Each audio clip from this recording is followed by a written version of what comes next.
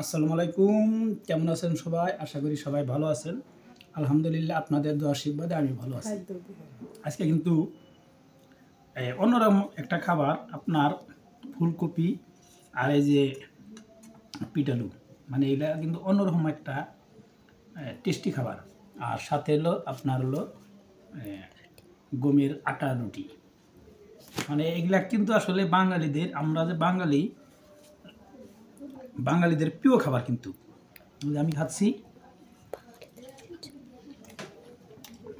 অনেক বড় করে নিছি, সেই স্বাদ, এত স্বাদ কে, মানে অন্যরকম, খুবই ভালো, এত স্বাদ রেসিপিটা দেবো বাবা। আর এই শাকটা আপনার গম ক্ষেতের শাক, বাইচের শাক,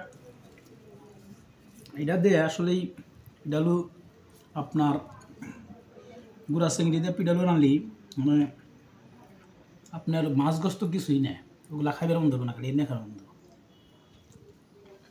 বাবা, সেই। আর এরকম ধানের রুটি আমরা 7-8টা করে খাইতে পারবেন। আমি কিন্তু অলরেডি 4টা খেয়ে গেছি, কারণ রাতের খাবার এর উপর কোনো পারফেক্ট খাবারও না, সেই।